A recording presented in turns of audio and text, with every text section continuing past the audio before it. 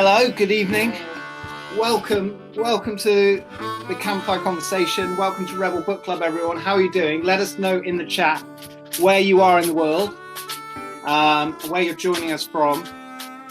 Can you hear that fire crackling? That's very dry wood going off there. If you see any sparks hitting me from in reverse, let me know quickly if I start smoking.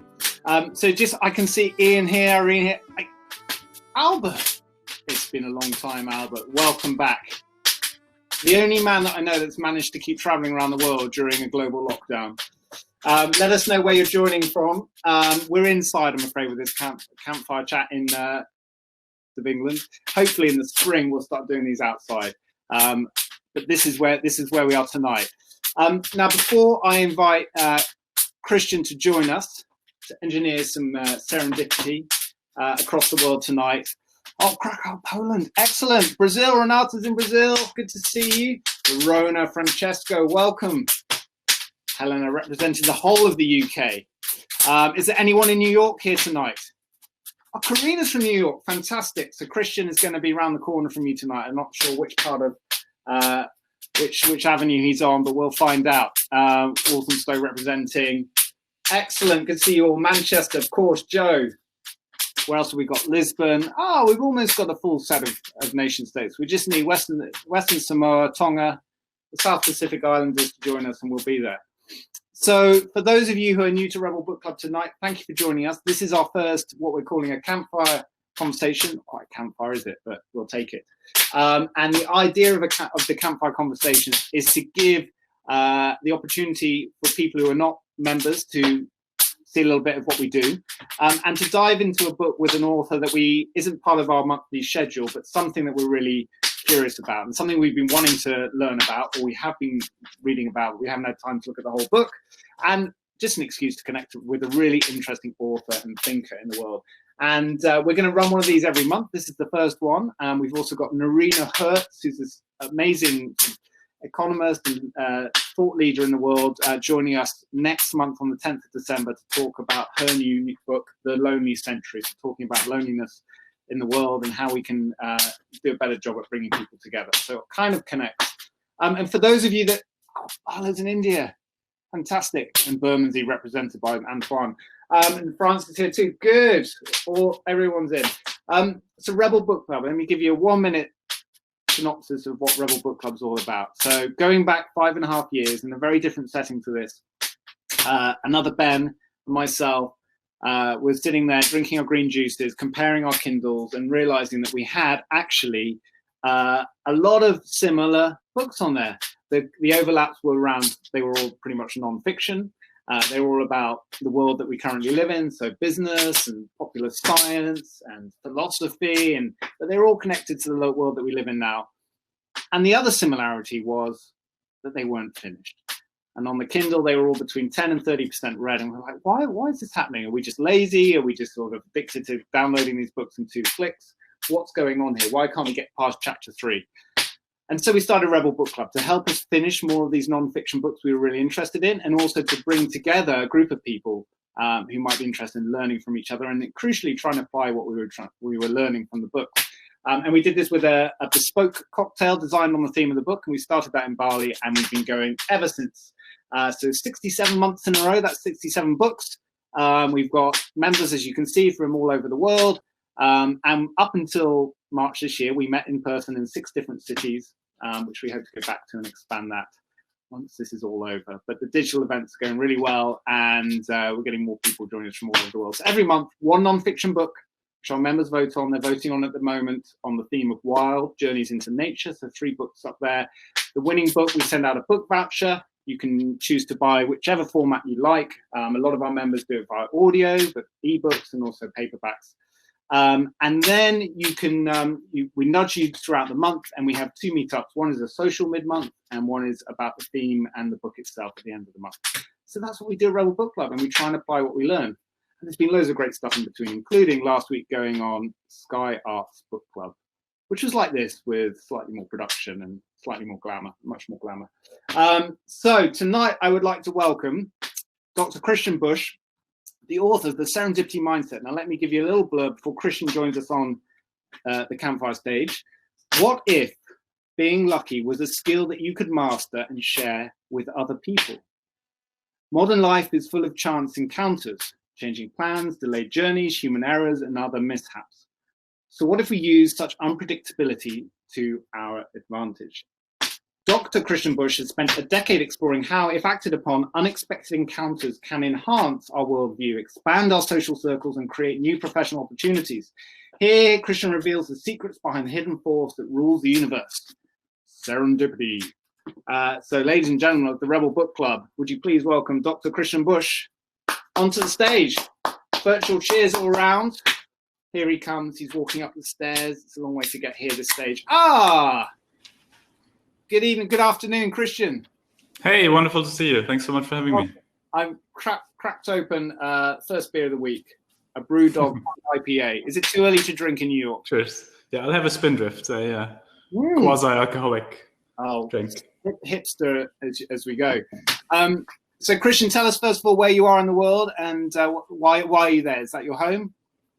Yeah, I'm here in New York, right next to Washington Square Park, where a lot of history is being written at the moment, I guess. It's been a quite dynamic time. I mean, those of you watching from New York probably have seen that there's been a lot of dynamic things over the last weeks. And yeah, it's been very interesting.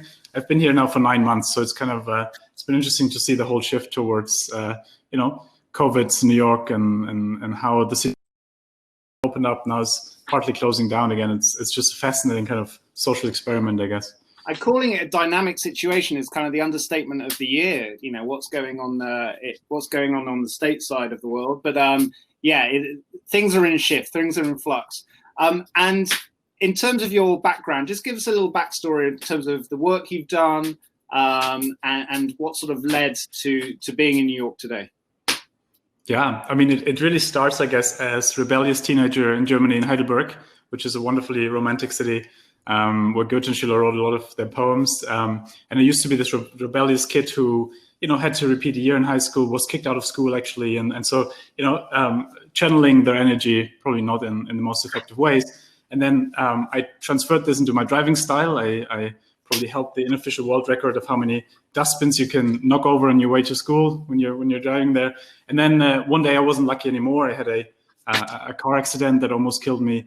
And that kind of put me on this intense search for meaning of trying to figure out, okay, if I would have been killed, was it all worth it? And it triggered this kind of intense kind of question of what is really meaningful in life? And next time, if I would run in front of a car again, would it have been worth it then? And so I started reading this wonderful book of Viktor Frankl, Man's Search for Meaning, which is all about essentially, he survived the Holocaust and he describes a lot how he essentially found meaning even in the most dire of circumstances. And so it was very inspiring to me to try to figure out how can you, even in the toughest of moments, kind of try to find some kind of meaning or purpose. And so that kind of put me on this journey of trying to find it. And I realized what I enjoy doing the most is connecting people, connecting ideas, and seeing how to kind of create platforms, being that communities, companies, or content that somehow allows people to initiate meaningful change. And so I started out as a community builder.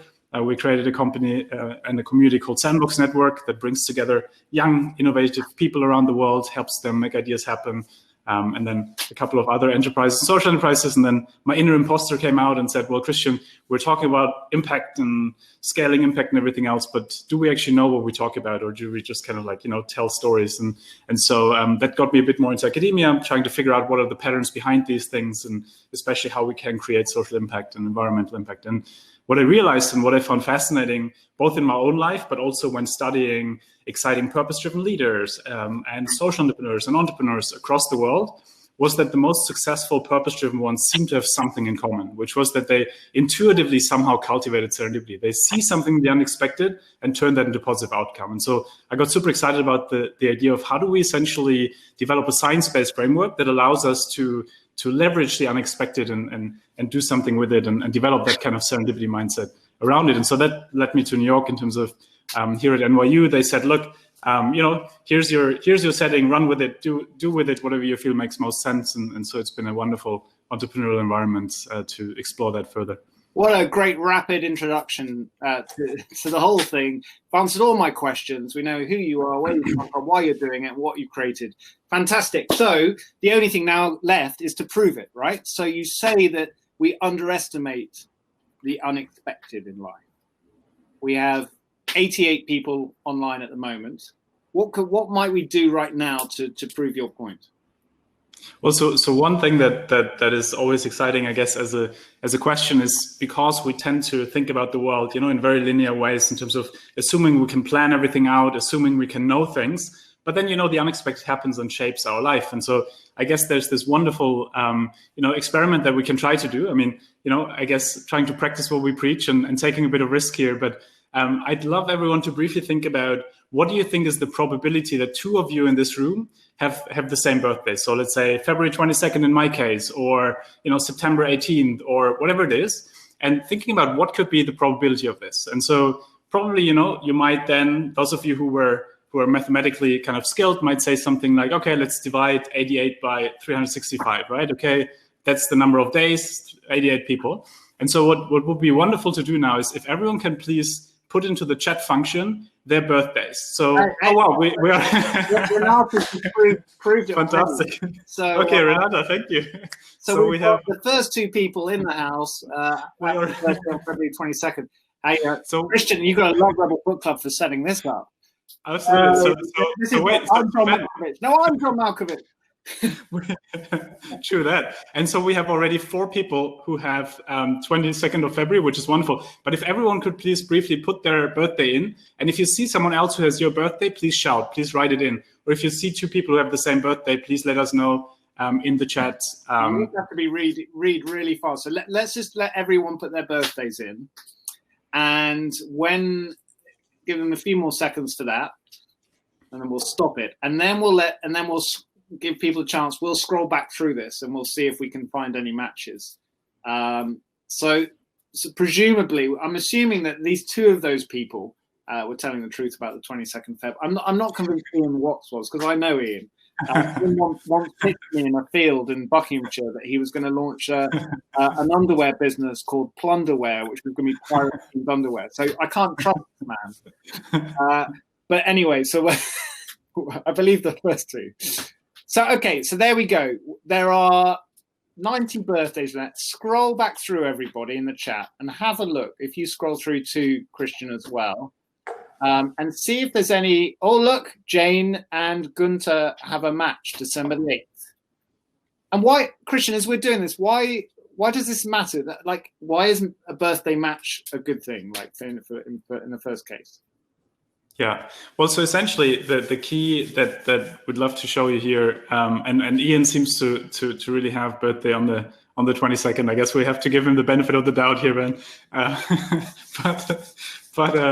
But so essentially the key point here is to say that the way we usually think about the world is, we think we can, map things out. We think that we can somehow, plan stuff out, but it's actually very improbable it's very probable that something improbable happens. It's very probable that something unexpected happens because essentially life is exponential. There's so many potentialities that could happen. And so the idea here with this birthday paradox is to say, we would usually assume it's just kind of like, 30% or something probability that 2 people have the same birthday because we would divide 88 by 365, but actually it's almost 100%. Essentially, it's 99.999% almost that 2 people in a room with 90-ish people have the same birthday. And so the point here is essentially is this idea, right? That Ben, you have 91 people who could have your birthday. I then still have 90 people who could have the same birthday. Emily could still have 89 people who could have the same birthday. So it's an exponential function. And so the cool thing here is, I guess, in a way, that is how serendipity how likely serendipity is in our lives, that essentially, we just have to see it. A lot of times we don't see it. And I guess we can talk more about this, that the unexpected happens all the time, but we miss it most of the time. And so it's really kind of, once we start training ourselves, seeing that it is very likely that these kind of things happen, that two people in a room, of 23 people already, 50% probability that two people have the same birthday, because it is that crazy exponentiality that's around us. And so it's really those things that I found fascinating, because it really kind of leads us into the direction of, we need to build a muscle for the unexpected, because it's essentially the one thing that really shapes our lives. And in terms of the science, because this is a great example, and you proved it beautifully here. When you started digging deeper and going, okay, does this apply at greater scale or in different circumstances, or in perhaps even more meaningful circumstances in this feel-good experiment? What did you discover? Yeah, I mean, there's a lot of interesting experiments, and maybe to talk about one, just to kind of bring that point home, and also why we asked the question, by the way, if you consider yourself to be lucky, because there's a lot of kind of experiments around this idea that if you consider yourself to be lucky, it is more probable that you're luckier. And companies such as Zappos had in their recruitment process, they had questions such as, do you consider yourself to be lucky? Because they know that people who consider themselves to be lucky tend to have more luck in the future. And so one experiment, for example, of a British researcher was, they took one person who self-identifies as very lucky and one person who self-identifies as very unlucky. And they tell them, so the unlucky person would say, bad things always happen to me, I'm always in accidents, and we all know those kind of people. And then the lucky person would say, usually good things happen to me in XYZ. And again, like, this is very different, from the blind luck that we talk about, which is kind of just being born into a good family or inheriting something or so. Like, that's the passive luck we're not interested in. But we're interested in the kind of luck that actually you have to do something about to really get it. And so in this example, you have someone who self-identifies as very lucky and one who self-identifies as very unlucky. And then they tell them, walk down the street, go into the coffee shop, order a coffee and sit down, and then we'll have our interview. What they don't tell them is that there's hidden cameras across the street. There's a £5 note in front of the door. And inside the coffee shop, next to the counter, there's a chair that's empty next to this extremely successful businessman who can make big ideas happen. And now the lucky person walks down the street, sees the £5 note, picks it up, goes inside, orders the coffee, sits next to the businessman, has a conversation, they exchange business cards, and potential opportunity coming out of it. We don't know that part. Now the unlucky person walks down the street, doesn't see the £5 note, steps over it, goes inside the coffee shop, orders the coffee, also sits next to the businessman. The other person's left, ignores the businessman. That's that. At the end of the day, they ask both people, so how was your day today? And so the lucky person says, it was amazing. I found money in the street, I made new friends, and potential opportunity, we don't know that. Now, the unlucky person just says, well, nothing really happened. And that is kind of like a lot of times, when you put people into exactly the same situations, some of them seem to have a little bit more luck than others. And so a lot of this kind of mindset is really about saying, how do we essentially train ourselves so that we see the unexpected, the £5 note on the floor, the kind of, if I would run into you in the coffee shop and I see some kind of overlap, if I read something in a book and that relates to something else, and really do something with it. And I think we can also talk probably about how a lot of times we assume it's about extroversion and it's about kind of, just being out there. Yes, the second part of that example was, but a lot of times it's not. A lot of parts is kind of silent sources. It's just seeing something that others don't. Yeah, so it's not necessarily tied to personality. We talk a lot about the growth mindset, or the sort of optimistic view of the world, which is really important. And we were lucky to be chatting with Simon Sinek the other day, who said, that difference between optimism and blind positivity is that optimism is knowing, the light at the end of the tunnel. You're very clear about what that is. Like, these are my values. This is my vision. This is what matters to me. But in the room itself, it's chaos. The room is on fire, as the moon keeps telling us. But is there a difference between optimism and the growth mindset and the serendipitous mindset? Yeah. I mean, I would probably look at it as like Venn diagram type, in a way where, having a kind of resilient optimism, so an idea of what could be, is great for serendipity, because you can imagine alternative lives, alternative ideas, alternative options. And so that's great for connecting dots, which serendipity is all about. But, if serendipity is all about this idea that we kind of, it's all about unexpected good luck that results from unplanned moments. And so it's all about being able to spot dots and then connect dots and do something with it. And so, yes, it's great if you have optimism, so that helps you. Yes, it's great if you have a mindset that believes that, for example, if there's an accident, you can still turn it around and do something good with it. So these are all important aspects, but in a way, they're kind of like parts of the puzzle. And I've always been a big fan of the growth mindset, because I feel there's so much behind this idea that we don't have any fixed kind of fixedness, but actually that we can constantly kind of develop ourselves and do something with it. Fantastic. So let's set ourselves or the group here tonight some questions. Christian, you are a teacher. What questions would you like the people who are here tonight to consider? Because what we want to do is for you to reflect on these questions over the next few minutes as Christian and I continue to dive into this topic. And those who've want to share the story, and perhaps with their serendipitous mindset being used, generate some new opportunities, we'll invite up on stage to come and share it with Christian and myself, and we'll see what that leads to. So what questions have you got for everyone to think about? Yeah, well, I feel it's really something. I'm a big fan of doing a serendipity journal, or something where you just sit down and you reflect on the past and try to think about what were incidences in my life where the unexpected happened, and maybe afterwards I walked away and I was like, if I would have done XYZ could have happened. This kind of coffee shop situation where if you have eccentric hand movements like I do, you spill a coffee all the time, you spill it over the person next to you, and you have two options, right? You have the option of, I'm so sorry, here's a napkin, you walk outside and you think about what could have happened.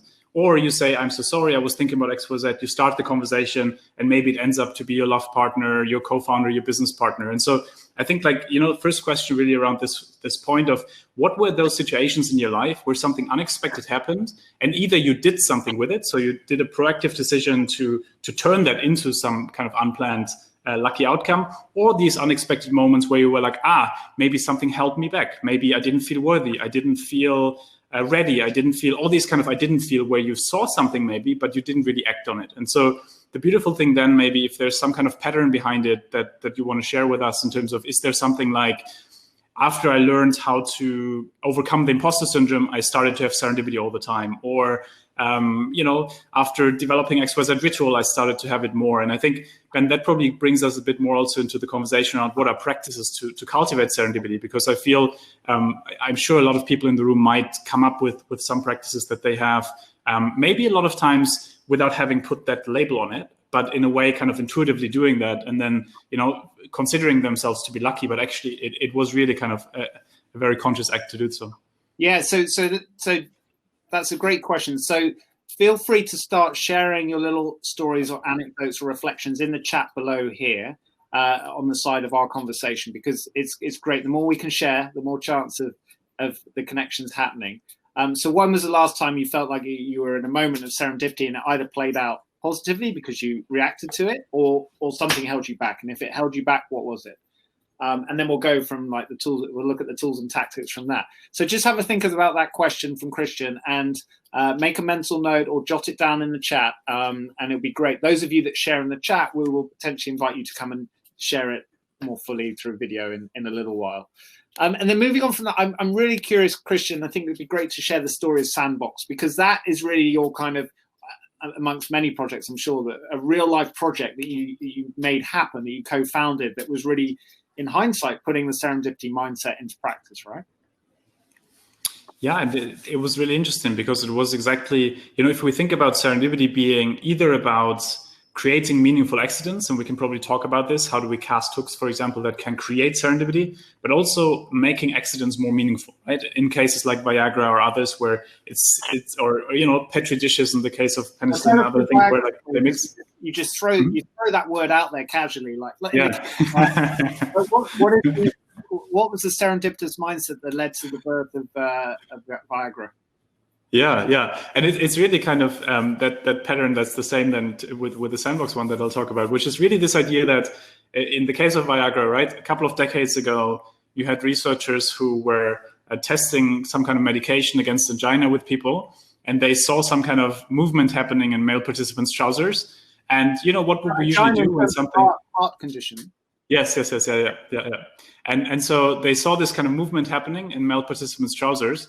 And what would we usually do when something unexpected like this happens? We would probably either be like, oh my God, that's embarrassing, like let's ignore it. or we would try to find a quote unquote better way without that quote unquote side effect, right? They did the opposite. They said, you know what, that's interesting, that's unexpected, but a lot of men in the world might have a problem in that department. So why don't we essentially focus on this and develop a medication around it? So that's how Viagra evolved. That's how up to 50% of inventions and innovations emerge, right? Unexpectedly, but someone seeing something in an accident, in a mistake, in something that they make meaningful. And so in the case of Sandbox. Hang on, just to pause you on that. So just the trigger here for me is like, okay, so his heart stopped beating, but at least he's got an erection. So, there's that's the upside of that situation, depending on who you are. And then Viagra, amazing story. So Sandbox, yes. Yeah, and there's a lot of sub stories to that. If we have more time at some point, we can dive much deeper into that. But so with Sandbox, really, it was that moment where, initially we thought about, great, like let's create a conference that brings together the most inspiring people in different fields under the age of 30, based on the premise that usually when you're someone who's pushing boundaries in business and politics and architecture and design, you're connected in your own fields, but mindset-wise, you're much closer to similarly crazy people in other fields. And so the idea was, how do we bring all crazy people together at a conference? And, we had like the conference lined up, we had the sponsors there and everything else. And then the financial crisis happened, right? There was 2007, 2008, 8-ish, that kind of period. And so essentially we were like, oh, wow, like the sponsor said, look, we're sorry, we can't sponsor this anymore, X, Y, Z. And so, we felt in the moment, it felt like really bad luck, right? It felt like, oh my God, this will be over. But then actually it forced us to completely rethink the model and to say, you know what, actually this is, an unexpected crisis we didn't see coming. But now what we can actually do is we can do the opposite. Rather than a centralized top-down big conference, we try to host more kind of dinners in different cities, bring the community together locally. And by doing this, after a couple of years, we can still do the conference, but having built a strong knit community beforehand. And so when looking back now to what has made Sandbox relatively successful, it was that there is this close-knit kind of feeling of we're in this together because people know each other on the local level so deeply. And so in a way, it was the best thing that could have happened to us in the long run. And to me, this is one of the reminders that in a way, a lot of times serendipity comes out of what feels like bad luck, right? A breakup or something else, but that sets us free in a way to discover something even better. And I think that is where the serendipity mindset also is a lot about grit and perseverance and the question of, do I just leave the story when it was about bad luck, or do I kind of try to continue the story until it is good luck again? And so it's really those kind of moments that are. And as you shared the Sandbox story, it made me think about so many of the examples we've seen in the last 6 months of creative and entrepreneurial people like those in your community pivoting or reacting to the pandemic. And even thinking like this company I'm holding in my hand, Brewdog, who very quickly started making hand sanitizer because breweries have it's the same toolkit, right? And so they did that for the NHS in the UK, along with lots of other breweries. Is there a the other thing I wanted to ask you before we move on from Sandbox is that you took this is our connection through Victoria Stoyanova, who has always been, sharing through her social channels, like stories of sandboxers. And I was always like, I get this feels like my kind of thing, Sandbox, but what is it? Where are they? And then I saw you guys all pop up on an island of Croatia. Was this a year or two ago? And I was like, oh my God, this is like the startup version of the Fire Festival. How did you, although I don't think it went as badly. How did you end up on an island together? Yeah, well, funny enough, obviously Fire Festival was, that completely blew into people's faces. Interesting enough, though, we had a lot of learnings also around how tough it is to build a business model around community or around kind of, those kind of questions. So I guess there are a couple of things we also had to learn the hard way. But this was really about saying, when you really think about community on a deeper level, like how do you bring people together in a context where they're not distracted, where they're really kind of just somewhere where they're there and they're focused and they focus on meaningful relationships. And islands are nice for that because they disconnect people in some way, right? They literally can't check their phone. And so it's really based on this kind of idea that when you really want to build community, it's not about transactional relationships. It's about like meaningful relationships, and you need space and time for that. And if you can get people to commit to come to something like this, then they already made the first step to actually committing to a meaningful conversation, at least. Yeah, and that's I guess what feels a lot harder this year, because we aren't physically in the same room, and there's a lot of creativity and innovation happening online at events and so on, or not as much as I'd hope, but I'm sure the gaming experience is coming for all these kind of events. But take us through a little bit more in detail of the method. It's called Serendipity Mindset Method. You talk about different definitions of serendipity and then how to start to put it into practice. Yeah, absolutely. And I'm a big fan. I mean, if you think about the different types of serendipity, being either around, you already know exactly what you want, right? So let's say, you want XYZ job, and then it's more about the unexpected way of how you find it, right? You might run into someone who unexpectedly, someone in your building who works there and who can make exactly the introduction you needed. Like that's the kind of like Archimedes type serendipity, which is all about having some kind of goal already, but then finding an unexpected way to get there. Versus like the kind of thunderbolt, which is all about, me running into someone in the street or reading something in a book that completely changes everything or falling in love a lot of times comes like this, right? You're not necessarily looking for it. And then in the gym, back in the days when gyms were still open or something, it completely kind of thunderbolts your life. And then the posted serendipity really being about this idea that a lot of times you might be looking for something like a particular job, but then you might find something else that might be even nicer than that. And that's the third part. And all three parts essentially have in common that they are not about just an event. It's not just about coincidentally reading something or bumping into someone, but it's about essentially that kind of trigger, that unexpected moment of, seeing movement in male participants' trousers happening or running into you in a coffee shop. But then it's about this kind of connecting the dots step, this bisociation, which is all about seeing something in there and connecting it to something relevant, some kind of problem, something we've heard somewhere, something we've read somewhere. And that is really why there's so much agency in this, because it's really about saying, I can train myself to see more in those moments. I can train myself to have more open eyes. But also I can train myself to connect dots more. And so, there's a lot of things in the day-to-day. I mean, I'm a big fan of like super simple exercises that can integrate it into every conversation, especially virtually also, right? Like one example is you might, so Ollie Barrett, who's a wonderful friend of mine in the UK, you might have met him. He's a wonderful entrepreneur there. And if you would ask him something like, what do you do? The dreaded kind of putting people into boxes question. He would say something like, well, I'm an education entrepreneur, but recently started reading into the philosophy of science. But what I'm really excited about is playing the piano. And so what he's doing here is he's giving you three potential hooks where you could be like, oh my God, such a coincidence. My brother has been studying the philosophy of science. I want to put you in touch. Or such a coincidence, we've been organizing piano matinees. You should come by and speak. Whatever it is, the point being that it's about this idea that we can use every conversation to see the couple of dots that the other person can connect for us. And that's really the beauty of kind of like, putting these kind of hooks out there, when we're a bit aware of what are our interests, what are things we're really interested in and so on. And I think I saw in the chat, Munib had a wonderful example of something called serendipity bombs, where the idea is that the more we can put potential things out there that at some point could go off, right?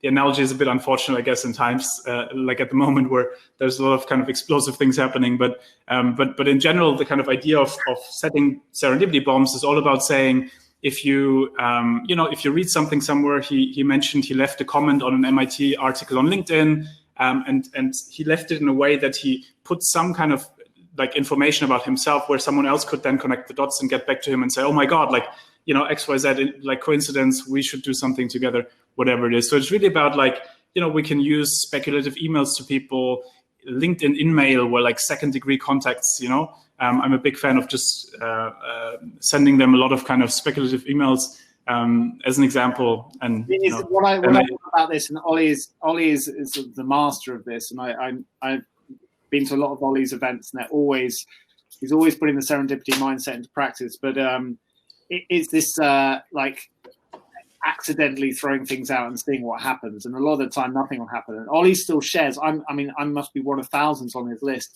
like a direct message, which makes me feel like, oh, he's thinking about me and my curiosities as well. When you were talking, then it reminded me of something we did accidentally. But when I got married, my wife and I, we wanted our two groups of friends didn't really know each other very well, and so we wanted to like mix them up as quickly as possible at the wedding. Whereas, during the reception, they were sort of spending a lot of time together. But when they sat down for dinner, we wanted to like mix them all up and force them to make connections, not force them, but, encourage them to make connections with people they didn't know.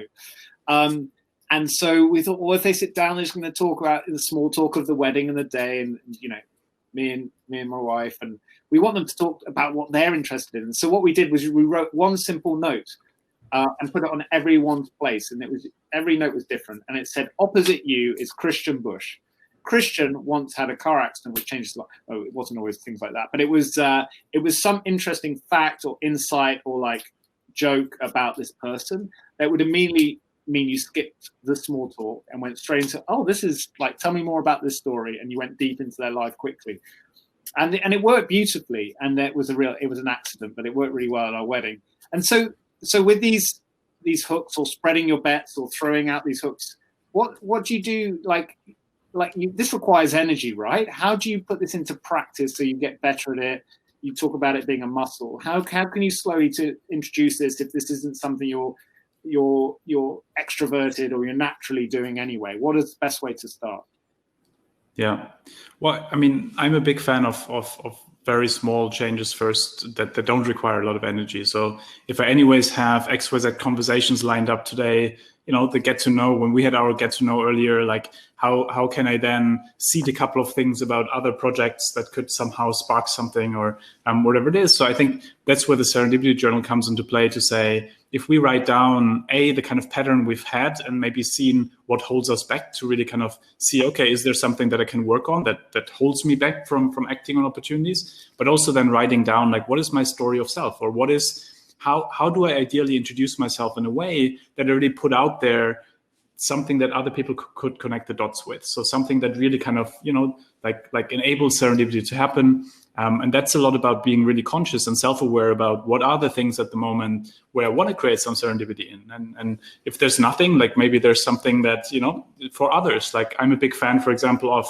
whenever someone talks with me, it depends which setting, like not all the time, but a lot of times I try to constantly think about, okay, whatever the person tells me, how does that connect to my close friends? How does that connect to people I've interacted the last weeks? And so this idea of constantly trying to see if there could be some dots that could be connected, we can train ourselves to do that. And we then see that in every conversation, even in the most boring conversation, we can always find some kind of dots to connect. And I mean, one of the things at Sandbox that we've learned during that time is also, how do you facilitate that in groups such as families and communities where, you can sit with exactly the same people. If you just ask the family or let's say your team the same questions all the time, it will always be quote unquote boring in that sense. But if you ask them about what surprised you last week, or, what was unexpected last week, what happens is that people start looking out for the unexpected. And then especially in team settings, right? Like people come with really brilliant ideas. What surprised me again? I've got to think of something else.